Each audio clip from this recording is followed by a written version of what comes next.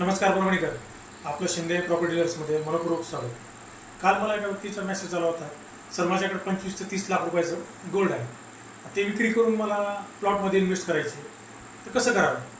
त्यांच्यासाठी माझा असा सल्ला राहील की तुमचं जे सोनं आहे ते विकण्यापेक्षा तुम्ही काय करा, कुठल्याही नॅशनल बँकेमध्ये जर तुम्ही तुमचं सोनं ठेवलं आणि त्याच्या अगेन्स्ट गोल्ड लोन केलं तर तुम्हाला 8 ते 9% इंटरेस्टवर गोल्ड लोन मिळून जाईल.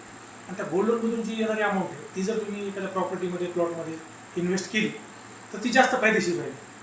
कसं तर आज तुम्ही एखादा 30 लाखाचं सोनं ठेवून जर त्याच्या 70-75% गोल्ड लोन केलं तर 25-1 लाख रुपये तुम्हाला अमाऊंट मिळून जाईल.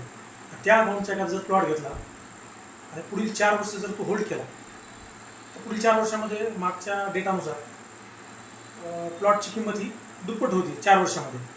आणि बँकेमध्ये जे तुम्ही गोल्ड ठेवलेले, आत्ता सध्या बँकेत ठेवलेली सोन्याची किंमत 1,60,000 65,000 रुपये 10 ग्रॅमची.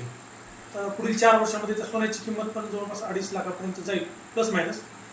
तर सोन्याची किंमतही वाढेल आणि जी प्रॉपर्टी खरेदी केलेली आहे तुम्ही तिची किंमत वाढेल. ह्या 4 वर्षाच्या कालावधीमध्ये आपल्याला काय करायचं आहे, आपण जे गोल्ड लोन केलेलं आहे त्याचे इंटरेस्ट नेहमी पेड करायचं. म्हणजे एक तर सोनं तुम्हाला घरी सांभाळण्याची गरज भासणार नाही आणि विक्री करायची आवश्यकता भासणार नाही. तो गोल्ड लोन करून प्रॉपर्टीमध्ये जर इन्व्हेस्ट केली तर ती नक्कीच तुमच्यासाठी फायदेशीर ठरेल. तर माझा असा वैयक्तिक सल्ला आहे की ते सोनं विकण्यापेक्षा गोल्ड लोन करा आणि प्रॉपर्टीमध्ये इन्व्हेस्ट करा. धन्यवाद. व्हिडिओ जर आवडला असेल तर आमच्या शिंदे प्रॉपर्टी डीलर्सच्या चॅनलला सबस्क्राईब करा आणि इंस्टाग्रामवर फॉलो करा.